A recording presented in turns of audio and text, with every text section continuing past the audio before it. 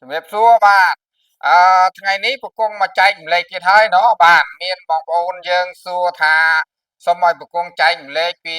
វិធីថែមាន់เนาะថែមាន់ខែត្រជាក់ព្រោះឥឡូវនេះកំពុងតែត្រជាក់បើកាលណាយើងខ្វះបច្ចេកទេសថែឬក៏មិនទាន់មានការប៉ិនប្រសពខាងថែហ្នឹងណាវាអាចមានបញ្ហាដែរបងប្អូនយើងទៅរៀនចិញ្ចឹមថ្មីเนาะបាទវាអាចមានបញ្ហាមាន់យើងវាល្ងាវាអត់សូវលេគេវាមានបញ្ហាអឺដូចថាឈឺសកុកត្រោអញ្ចឹងណាបាទអញ្ចឹងថ្ងៃហ្នឹងមានបងប្អូនយើងសួរឥឡូវប្រគង់ក៏ចែកម្លែកពីចំណេះដឹងខ្លះដែលប្រគង់មានដែលប្រគង់ធ្លាប់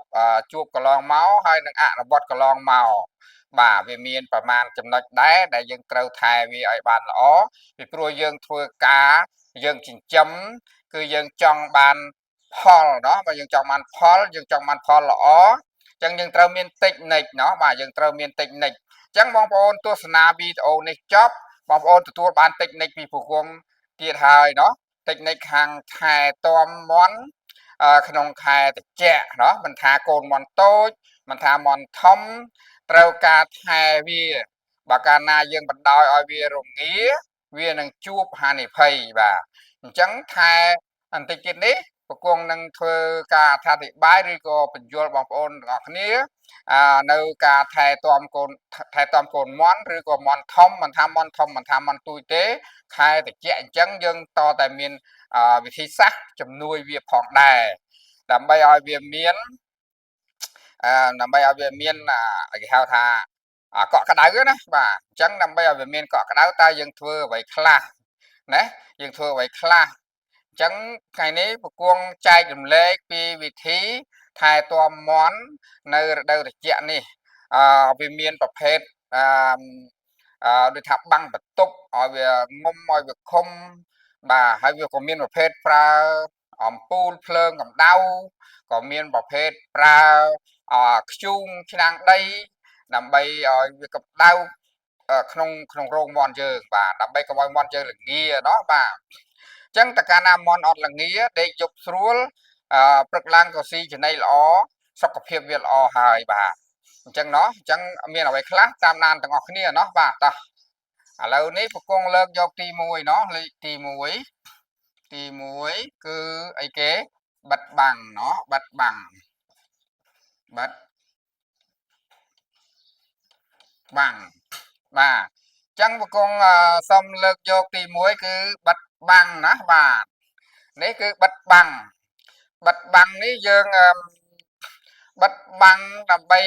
កុំឲ្យមានខ្យល់ចូលកុំឲ្យមានទឹកសន្សើមចូលនៅពេលយប់เนาะបាទអញ្ចឹងបិទបាំងត្រង់កន្លែងចំណុចបិទបាំងនេះប្រគង់សូមបកស្រាយតំណឹងเนาะបាទទី1យើងត្រូវការបិទបាំងរោមមាន់យើងទាំងមូលហ្នឹងគឺយើងបាំងកណាត់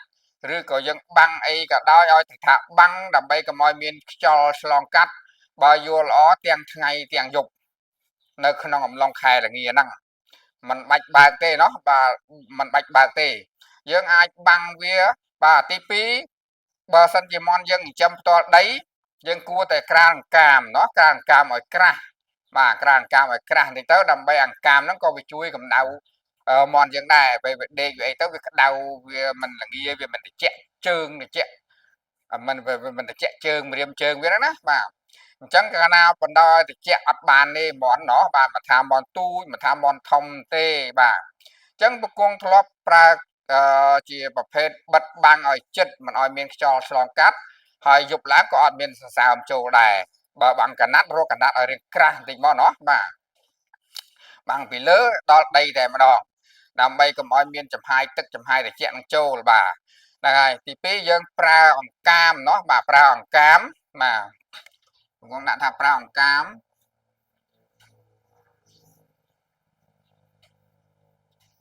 បាទប្រើអង្កាមទ្របបាតបាទប្រើអង្កាម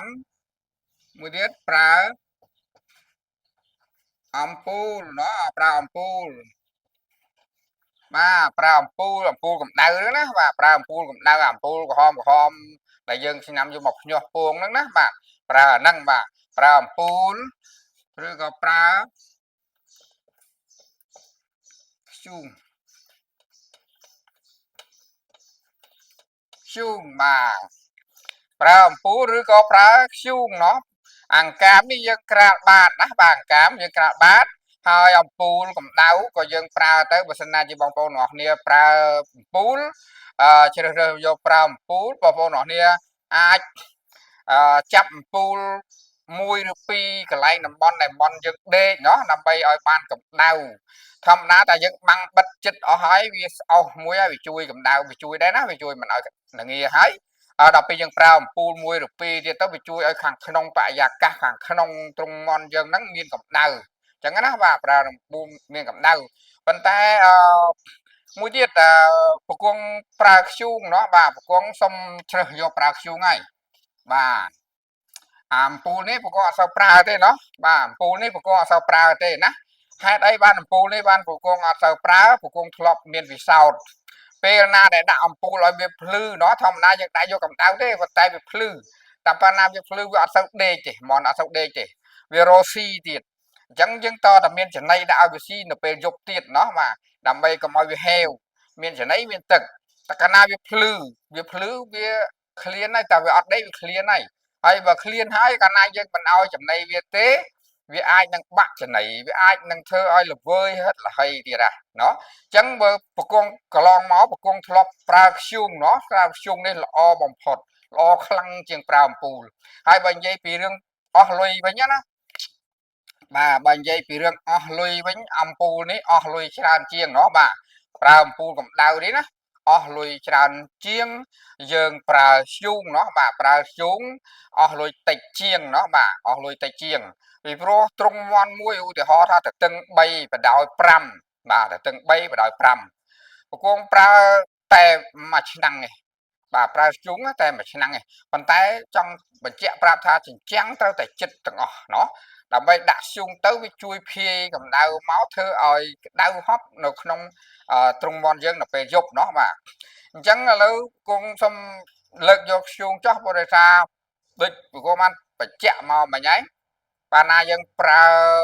អំពូលវាអស់ភ្លើងច្រើនគីឡូណោះច្រើនគីឡូហើយបើហើយយ៉ាងទៀតវាត្រូវការដាក់ចំណីនៅពេលយប់បើមិនដាក់ចំណីវាឃ្លានវាអត់ដេកវាឃ្លានបាទអញ្ចឹងបើសិនជាប្រើធ្យូងយើងអត់មានត្រូវប្រើអំពូលទេយើងប្រើធ្យូងគឺល្ងិតឈឹងបើថាក្នុងរោងយើងល្ងិតគឺល្ងិតមិនដេកតែម្ដងเนาะបាទអញ្ចឹងប្រគងសូមចែកម្លែកអំពីការប្រើធ្យូងរបស់ប្រគងនឹងធ្វើម៉េចតើធ្វើម៉េចយកធ្យូងទៅដាក់ធ្វើម៉េចเนาะអញ្ចឹងប្រគងសូមបង្ហាញเนาะបាទឥឡូវគូរឿងហេតុណាបាទប្រគងគូហេតុបាទអត់ចេះគូគំនូអីច្បាស់ទេเนาะប៉ុន្តែប្រគងសូមគូគំនូហេតុថានេះឆ្នាំងដីเนาะឆ្នាំងដីបាទឆ្នាំងដីនេះឆ្នាំងដីណាឆ្នាំងដីបាទនេះឆ្នាំងដីហ្នឹងเนาะបាទចាត់ទុកថាអញ្ចឹងហើយយើងត្រូវមានជើងเนาะបាទជើងណាជើងនេះយើងគេហៅថាដែកហ្នឹងណាជើងដែកដើម្បីមកត្រវាហ្នឹងណាបាទត្រវាហ្នឹងណាបាទត្រឆ្នាំងហ្នឹងជើងដែកเนาะបាទជើងដែកបើប្រគងគូចេះខ្លាញ់លោកអត់យល់ហ្នឹងបាទអញ្ចឹងប្រគងលុបអាហ្នឹងវិញเนาะបាទលុបអាហ្នឹងវិញឲ្យដឹងថាមានជើងចេះចោះนาะជើងប្រមាណក៏ដោយជើងច្រត់ដីឲ្យជាប់ឆ្នាំងនេះអូរៀងវាជាឆ្នាំងគូអត់សូវចេះគូเนาะបាទអញ្ចឹង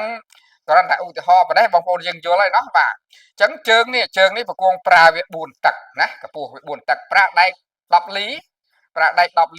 4សរសៃទៅដាក់វា4ជ្រែងវា4ទៅហើយពីលើនេះយើងផ្សារដៃវងណាលើកឆ្នាំងដីដល់ដាក់វាលើផ្លុប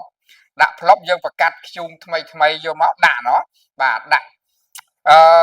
មុននឹងកាត់ជុងដាក់មុននឹងប្រកាត់ជុងដាក់ឆ្នាំងនេះប្រកាសណាបងប្អូនណាប្រកាសថាបាតវាគឺស្អាតអត់មានផេះអត់មានសល់ទេតែកាលណាមានផេះក្នុងបាតនេះសល់អត់ក្តៅទេអញ្ចឹងប្រគងចែកលេឥឡូវហ្នឹងបាទអញ្ចឹងគឺយើងគោះឲ្យស្អាតបោះឲ្យស្អាតមកបានយើងប្រកាត់ជុងហើយប្រកាត់ហ្នឹងចាំប្រកាត់ម៉ោង8អីទៅเนาะម៉ោង8យប់អីទៅមុននឹងវាចូលដេកទៅម៉ោង8អីហ្នឹងឯងអញ្ចឹងប្រគងដាក់ណាគោះឆ្នាំងនេះបោសឆ្នាំងឲ្យស្អាតមកប្រកាត់ជុងឲ្យល្មមមកថាឆេះ 50% เนาะឆេះ 50% យកមកដាក់ហ្មងបាទដាក់ហ្នឹងគឺដាក់លក្ខណៈពាក់កណ្ដាលទេเนาะពាក់កណ្ដាល ពាក្យកដាលនេះគឺយើងប្រើខ្ជូងណាបាទប្រើខ្ជូងណាដុំយកខ្ជូងណាអូខេដុំប្រើតែខ្ជូងណានឹងខ្ជូងបាទពាក្យកដាលហ្នឹងប្រើដោយខ្ជូងហើយដល់ពេលទៅខ្ជូងយើងចាប់ដើមមើលឃើញរឿងងុំល្ងើកវាកាត់រកគ្នាហើយយើងច្រកពីលើមកទៀតនេះច្រកណាច្រកអង្កាមបាទច្រកអង្កាមเนาะច្រកអង្កាមស្ងួតណាបងប្អូនណាបាទកាមស្ងួតអង្កាមស្ងួតយើងយកមកច្រកវាឲ្យពេញដល់មាត់លើកំពង់ក៏បានដែរเนาะបាទមកឥឡូវលោកព្រួយចេះវិញដើម្បីបង្ហាញចេះវិញเนาะបាទយើងច្រកអង្កាមហ្នឹងច្រកចូលមកច្រកឲ្យរហូតដល់កំពង់មាត់ក៏បានដែរเนาะកំពង់មាត់ណាមាត់ឆ្នាំងណាបាទប៉ណ្ណឹងកំពុងនិយាយបដាគូបដាស្អាតយល់ហើយเนาะបាទអញ្ចឹងច្រកឲ្យកំពង់អញ្ចឹងមកណាបាទច្រកឲ្យកំពង់អញ្ចឹងមកខ្ជុងហ្នឹងវានឹងកាមហ្នឹងវាចាប់ផ្ដើមកាត់ហុយអញ្ចឹងណាដល់អញ្ចឹងវាងុំបានយូរเนาะបាទវាងុំបានយូរហើយមន់ពេលមន់ណាខ្លះដែរវានៅទូវាត្រូវការកម្ដៅខ្លាំងសឹងថាវាមកនៅក្បែរនឹងតែម្ដងអាណាវានៅឆ្ងាយពីគ្នាឆ្ងាយអីប៉ុណ្ណានិយាយរួមមកក្នុងរោងយើងហ្នឹងណាដែលយើងដាក់ហ្នឹងណាដាក់មួយឆ្នាំងនឹងទៅណាយើងចូលទៅសាកមើលដឹងថាទៅដល់មានអារម្មណ៍ថាងុំតែម្ដងអត់ល្ងាទេបាទអញ្ចឹងគឺវាល្អមែនទែនបើសិនណាជាបងប្អូនយើងបដ ாய் ឲ្យវាល្ងាណាវាអាចនឹងអត់រលាយគេវាអាចនឹងឈឺសកុកអីចឹងទៅយើងចំណាយទៅលើថ្នាំទៀតเนาะបាទអញ្ចឹងនេះជាវិធីសាស្ត្រប្រើប៉ុណ្ណឹងហើយឥឡូវនេះប្រគងចែកម្លេចមួយទៀតហ៎ប្រគងចែកម្លេចមួយទៀតហ៎ចំណីเนาะបាទលេខ2គឺចំណីបាទចំណីនេះគឺជាប្រភេទចំណីមន់ហ្នឹងណាបាទអាមិញគឺកន្លែងវាដេកเนาะកន្លែងវាដេកបរិស្ថានវាដេកយើងប្រើតែប៉ុណ្្នឹងเนาะបាទយើងប្រើអំពូលក៏បានប្រើខ្ជូងក៏បានប្រើប៉ុន្តែប្រគងជ្រើសរើសយកប្រើខ្ជូងเนาะកន្លងមកហ្នឹងឃើញថាហ្នឹងវាចំណេញបាទអញ្ចឹងឥឡូវនេះនៅលើចំណីមួយទៀតមិនមែនថាប្រើតែលើការបិទបាំងទៅលើកម្ដៅប៉ុណ្ណឹងឯងយើងប្រើទៅលើចំណីទៀតបាទចំណី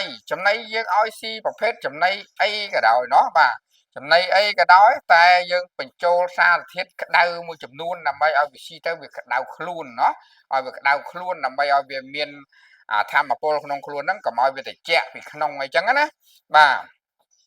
ចឹងកន្លងមកប្រគងក៏ធ្លាប់លាយដែរចំណីនេះគឺយើងមានប្រភេទជា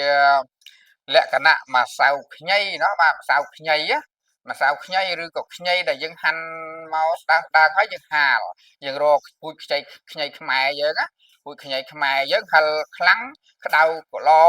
រកអាចាស់មកណាហាន់វាហាលទៅបាទហាន់វាហាលទៅឲ្យយើងអាចបុកវាเนาะបុកវាច្រកមកកំប៉ុងឲ្យទុកទៅណាប្រគងអត់ដាច់ទេប្រគងធ្វើអញ្ចឹងเนาะច្រកមកកំប៉ុងទុកកន្លះគីឡូឬ1គីឡូអីចឹងទៅដល់ពេលអញ្ចឹងល្ងាចឡើងចាប់ថាមក5មក6ហើយវាស៊ីអាចំណីរៀបដេកហ្នឹងណាប្រគងដាក់វាកន្លះស្ព្រីអីចឹងដែរបាទដាក់វាកន្លះស្ព្រីទៅច្បល់ជាមួយចំណីហ្នឹងឲ្យស៊ីជំនួយក្តៅដែរហ្នឹងណាជំនួយកម្ដៅដែរបាទនឹងសម្រាប់ទៅលើចំណីបាទហើយបើសិនណាជាយើងអត់មានខ្ញីเนาะម្ដេងក៏បានเนาะបាទម្ដេងក៏បានដែរម្ដេងក៏វាជួយក្តៅដែរបាទហើយយើងអាចដាក់នឹងចំណីក៏បានមួយទៀតដាក់នឹងទឹកក៏បានដែរเนาะបាទទឹកបាទហើយខ្ញីមិញហ្នឹងបើសិនជាដាក់ជាមួយចំណីក៏បានបើសិនជាខែត្រជាក់ខ្លាញ់វាអត់សូវផឹកទឹកเนาะប៉ុន្តែបើសិនជាវាផឹកទឹកធម្មតាយើងអាចប្រើទឹកនេះណាបាទយើងអាចយកទៅដាក់មួយចិបឬក៏មួយស្ព្រាកាហ្វេឬក៏2ស្ព្រាកាហ្វេនៅក្នុងកំប៉ុងទឹកកូរឲ្យសព្វទៅដាក់ឲ្យវាផឹកទៅក៏ជួយកម្ដៅដែរเนาะបាទអញ្ចឹងអ្វីដែលប្រគងធ្វើនេះខ្សិតតែប្រគងធ្លាប់เนาะធ្លាប់ពិសោធន៍កន្លងមកឃើញថាវាល្អអញ្ចឹងមន់ណាមិនត្រឹមថានេះទេបើសិនណាជាយើងប្រើថែកម្ដៅបានល្អថែចំណីបានល្អគឺមន់យើងសុខភាពល្អបាទហើយតើកាលណាសត្វចិញ្ចឹមយើងមានសុខភាពល្អវាចំណេញពេលណាដែលយើងចិញ្ចឹមវាធំធាត់លឿនเนาะបាទតើកាលណាវាអត់មានជំងឺរ៉ាំរ៉ៃវាធំធាត់លឿនណាស់បាទតែកាលណាយើងឈឺរ៉ាំរ៉ៃវាមិនងាយធំเนาะទីចំណីអស់ច្រើនហើយក្របានលក់ក្រិនក្រេះអញ្ចឹងណាបាទអញ្ចឹងបើកាលណាយើងរៀបចំត្រូវកន្លែងដេកត្រូវកន្លែងរស់នៅវាល្អយើងចេះថែរក្សាកម្ដៅមិនព្រឹកមិនថ្ងៃមិនយប់មិនបានទៀងទាត់ល្អហើយ ហើយយើងចំណីចេះដាក់ទឹកដាក់ចំណីអីហ្នឹងឲ្យវាដូចថារៀបចំឲ្យវាមានផាសុកភាពណាបាទដល់អញ្ចឹងយើងធ្វើចឹងទៅវាធ្វើឲ្យយើងចំណេញបាទកាលណាមាន់ក៏អត់មានឈឺគឺដឹងស្រាប់ហើយបងប្អូនណោះចិញ្ចឹមឆាប់ធំបាទចិញ្ចឹមឆាប់ធំឆាប់ដល់គីឡូឆាប់បានលក់បាទអញ្ចឹងវីដេអូដែលថែមាន់ខែត្រជាក់គឺមានតែប្រមាណចំណុចនេះឯងเนาะកំពុងចែករំលែកបងប្អូនយើងហើយបើសិនជាបងប្អូនយើងមានចម្ងល់នៅចំណុចណាមួយបងប្អូនយើងអាចcomment សួរប្រគងទៀតเนาะដើម្បីឲ្យប្រគងចេញវីដេអូថ្មីមកទៀតเนาะបាទព្រោះធម្មតាយើងកន្លងមកយើងធ្វើយូរដែរអញ្ចឹងណាយើងធ្វើយូរដែរយើងធ្លាប់បានផលជោគជ័យដែរអញ្ចឹងយើងមានបទពិសោធន៍ចែកគ្នាទៅចែករំលែកគ្នាទៅเนาะបាទចែករំលែកគ្នាទៅហើយបងប្អូនយើងថ្មីគឺមានវិធីសាស្ត្រហើយเนาะមិនទាន់បានឆ្លងកាត់មិនទាន់បានធ្វើចូលមើលវីដេអូប្រគងឃើញប្រហែលចំណុចនេះសិតតែចំណុចដែលត្រូវតែធ្វើเนาะព្រោះយើងចិញ្ចឹមចង់បានផលបើកាលណាយើងចិញ្ចឹមហើយយើងមិនធ្វើវាយើងអត់មានយុទ្ធសាស្ត្រឬក៏ពេលខ្លះយើងអត់ដឹងเนาะតែបណ្ដោយឲ្យវាល្ងាត្រេនត្រន់ឬសូតែជីបជ្រាបបលឹមឡើងដួលស្ដោកក៏មានរឹងបាសដៃបាសជើងក៏មានដែរហើយមានបងប្អូនយើងខ្លះទៀតចិញ្ចឹមសត្វឲ្យដេកលើចុងឈើលើអីចឹងណាអាហ្នឹងអត់ល្អទេเนาะបាទប្រគងសូមលើកទឹកចិត្តថាធ្វើរោងឲ្យដាក់ស្នាញ់ដាក់ឲ្យចិត្តទៅបញ្ចូលវាទៅអឺមន់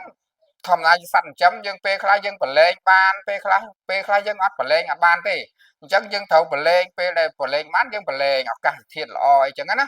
ពេលណាមានភ្លៀងអាប់អួរឬក៏ល្ងាអញ្ចឹងយើងបិទបាំងឲ្យចិត្តអត់ឲ្យវាចេញទេเนาะយើងចំណាយដាក់ចំណីដាក់អីខាងក្នុងឲ្យស៊ីទៅហើយការថែទាំវាបានល្អเนาะបាទអញ្ចឹងការខែត្រជាក់ដូចជាមិនមានអីច្រើនទេเนาะមានតែប្រមាណប្រការហ្នឹងឯងเนาะបាទមានតែប្រមាណប្រការហ្នឹងឯងបងប្អូនយើងអាចយល់បានហើយណាបាទបងប្អូនយើងអាចយល់បានហើយបងប្អូនយើងមានចម្ងល់អីបងប្អូនអាចcomment សួរបន្ថែមហើយជាបញ្ចប់នេះបាទប្រគងសូមឲ្យបងប្អូនយើងជួយ like ជួយ comment បាទជួយ like ជួយ comment ឲ្យប្រគងបានម្នាក់មួយផងណោះបាទហើយបើបងប្អូនថ្មីដែលមិនទាន់បានជាវឬក៏ subscribe ឬក៏ហៅថាជាវ channel នោះបើមិនទាន់ជួយជាវប្រគងបានម្នាក់មួយផងเนาะបាទប្រគងនឹងចែករំលែកវិធីសាស្ត្រល្អដែលប្រគងធ្លាប់កន្លងមកណាបាទព្រោះប្រគង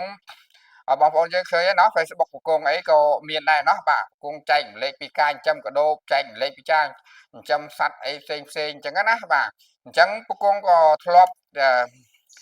ជាគ្រូផលិតករเนาะបាទជាគ្រូផលិតករហ្នឹងមានជំនាញឈើហូបផ្លែ